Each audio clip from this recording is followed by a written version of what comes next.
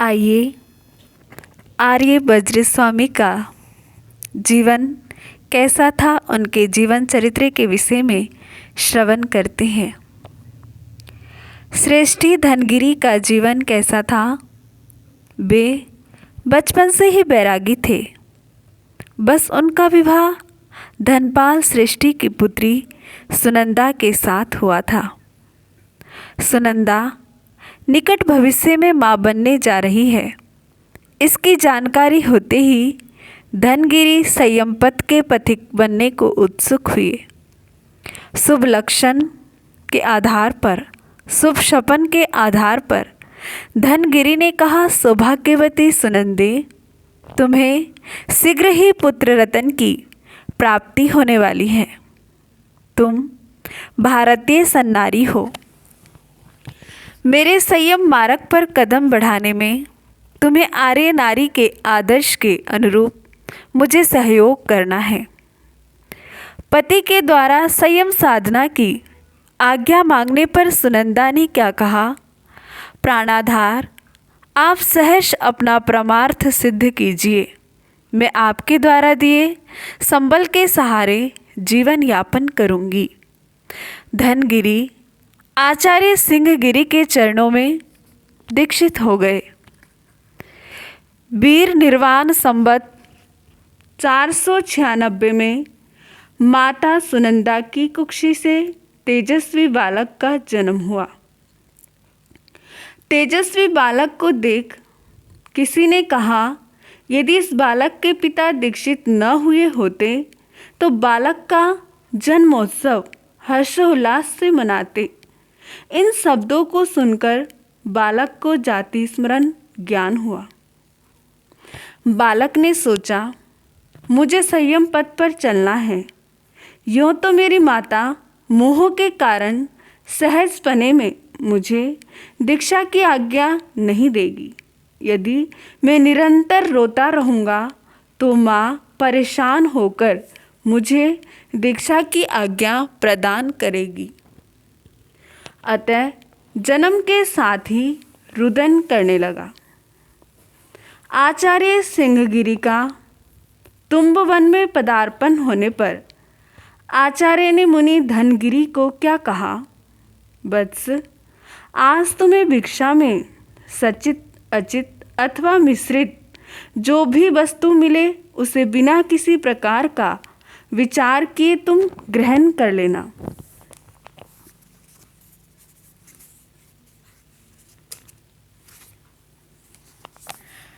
आर्य समित और मुनि धनगिरी को भिक्षार्थ आते हुए देख सुनंदा की सहेलियों ने क्या सलाह दिया, सुनंदे, तुम अपना ये पुत्र धनगिरी को दे दो। पुत्र के दिन रात रुदन से सुनंदा परेशान तो थी ही। धनगिरी मुनि के पदार्पण पर उन्हें वंदना कर कहने लगी, अपने इस पुत्र को लीजिए। आपके पास ये खुशी से रहेगा तो मुझे सुखानुभूति होगी।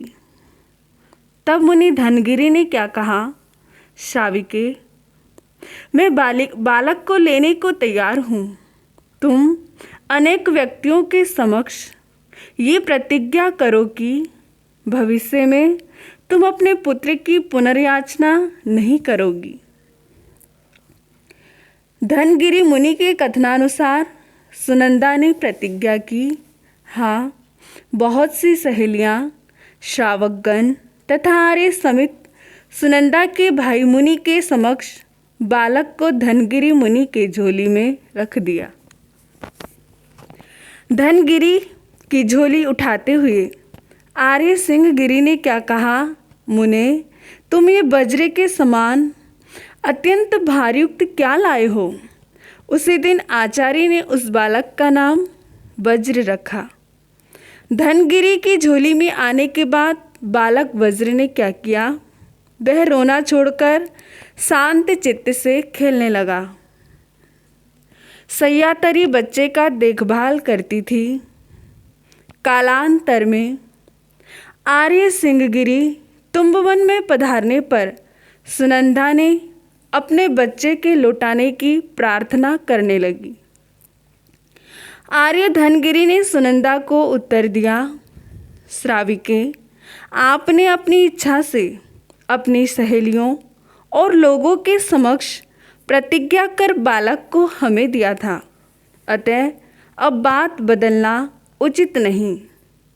मुनि तथा संघ द्वारा समझाए जाने पर भी सुनंदा पुत्र मोह के कारण राजा से ये फरियाद करने राज दरबार में गई कि मेरा बेटा मुझे दिला दो। न्यायाधीश ने समस्या का समाधान बालक को अपने पक्ष में करने के लिए माता को पहले अवसर दिया। माता ने खिलौने आदि से बालक को रिझाना चाहा, पर बालक आकर्षित नहीं हुआ।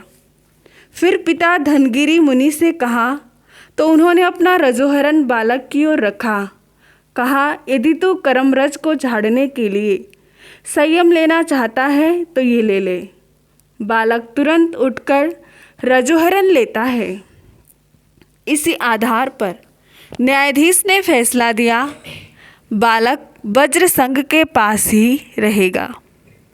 सुनंदा ने विचार किया, मेरे भाई समित दीक्षित हो गए, पतिदेव भी दीक्षित हो गए, पुत्र भी दीक्षित के समान ही हैं। ऐसी दशा में मुझे भी साध्वी बन जाना चाहिए। सुनंदा की दीक्षा के समय बालक वज्र मात्र 3 साल का था। वह साध्वियों के नेश्राय में शिक्षा प्राप्त कर रहा था। आर्य सिंहगिरी ने बालक वज्र को 8 वर्ष की उम्र में दीक्षित किया। तब तक बालक वज्र साध्वियों के मुख से शास्त्र सुन सुनकर 11 अंग प्राय कंठस्थ कर लिया था।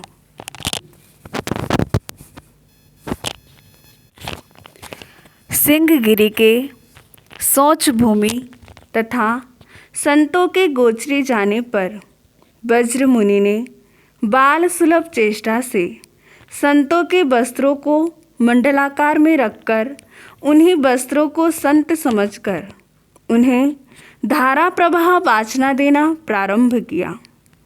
सोच निवृत्ति से आए आर्य सिंहगिरी ने वज्र मुनि की विद्वता पूर्ण व युक्तियुक्त वाचना को सुनकर कहा, धन्य है वीर का शासन, धन्य है ये गच्छ जिसमें इस प्रकार का अलौकिक शिशु मुनि विद्यमान है। आर्य सिंहगिरी ने आर्य वज्र की प्रतिभा को संत के समक्ष लाने का क्या मार्ग अपनाया। उन्होंने शिष्य समूह को एकत्रित कर कहा, मैं आज यहाँ से विहार कर रहा हूँ, शिक्षार्थ सब श्रमण यहीं पर रहेंगे। अंग शास्त्रों का अध्ययन करने वाले शिष्यों ने पूछा, भगवान हमें वाचना कौन देगा। आर्य सिंहगिरी ने कहा, लघु मुनि वज्र तुम्हें वाचना देगा। वज्र मुनि से आगम वाचना लेने में मुनियों को अत्यंत अमृतपान तुल्य रसवादन की अनुभूति कर रहे थे।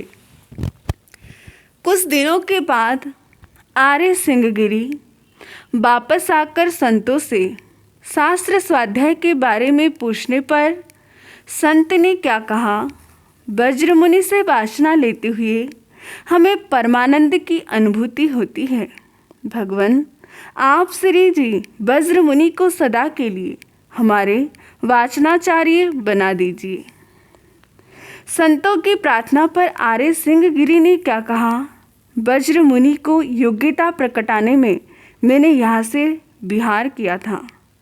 सिंहगिरी ने आर्य वज्र को पूर्वों का ज्ञान कराने के लिए उज्जैनी में विराजमान 10 पूर्वधर आर्य भद्रगुप्त के पास भेजा। आर्य वज्र के अवंती पहुँचने से पहले आर्य भद्रगुप्त को एक स्वप्न आया। उन्होंने स्वप्न में देखा कि खीर से भरे हुए मेरे पात्र को एक सिंह शावक आकर जिह्वा से चाट चाट कर पी गया। आर्य भद्रगुप्त ने अपने शिष्यों को सपन का फल बताया। सपन से ऐसा प्रतीत होता है कि 10 पूर्वों का ज्ञानोत्सुक कोई बुद्धिशाली साधक आने ही वाला है। वज्र मुनि के आर्यभद्रगुप्त के चरणों में पहुंचकर सविनय पूर्वक ज्ञान प्रदान करने की प्रार्थना पर आर्यभद्रगुप्त ने कहा, शरीर के लक्षण आदि से वज्र मुनि को श्रुत ज्ञान के योग्य समझकर उन्हें पूर्व का वासना देना प्रारंभ कर दिया। 10 पूर्वों का ज्ञान प्राप्त कर वज्र मुनि का गुरु के पास आने पर गुरु ने क्या किया, आर्य सिंहगिरी ने प्रसन्न होकर आर्य वज्र को वाचक पद से सुशोभित किया। साथ ही अपनी आयु की पूर्णता को जानकर वीर निर्वाण संवत 548 में आर्य वज्र को अपने उत्तराधिकारी के रूप में आचार्य पद पर प्रतिष्ठित किया। दुष्काल से पीड़ित प्रजा आर्य वज्र के समक्ष आकर त्राही त्राही की पुकार करने लगी।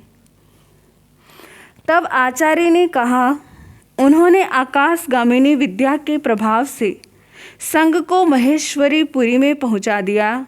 वहाँ का बौद्ध धर्मानुयायी राजा भी आर्य वज्र के प्रभाव से श्रावक बना। धर्म की बहुत बड़ी प्रभावना हुई। वज्र स्वामी ने अपने शिष्य वज्रसेन को कोंकण प्रांत में भेजा।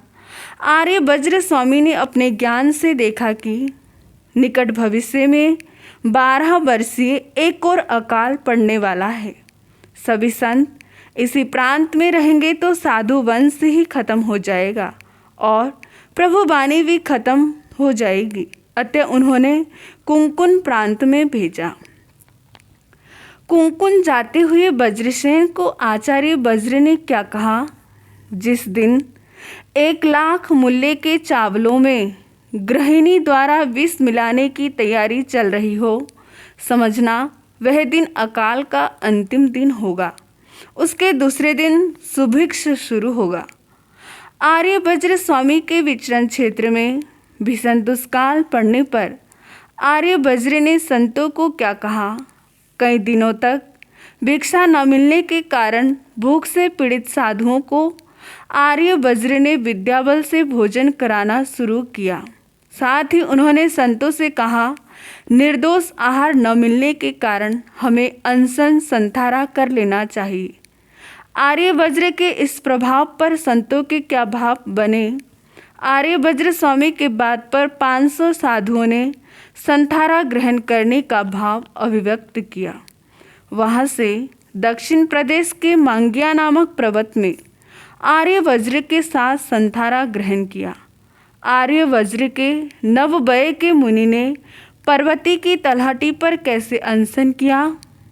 नवबय के मुनि ने एक तप्त शिला पर पादोपगमन संथारा ग्रहण कर अनित्य भावना को भाते हुए अंतर मुहूर्त में स्वर्गवासी हुए।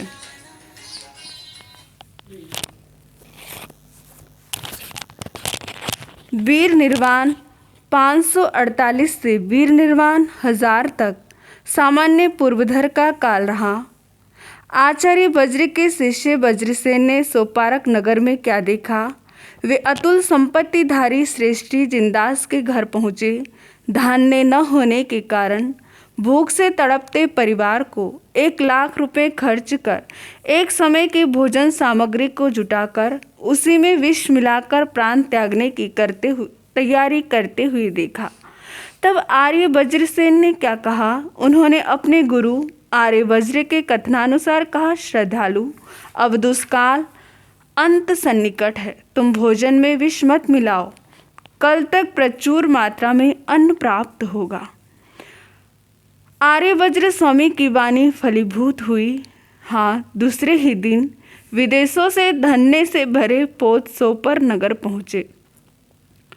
आर्य वज्र द्वारा सावधान किए श्रेष्ठी जिनदास परिवार ने क्या किया, उन्होंने सोचा, कल यदि मुनि ने हमें आश्वस्त नहीं किया होता तो हमारे परिवार का आज एक भी सदस्य जीवित नहीं रहता। अतः हमें मुनि जीवन में दीक्षित होकर इस जीवन को सार्थक करना चाहिए।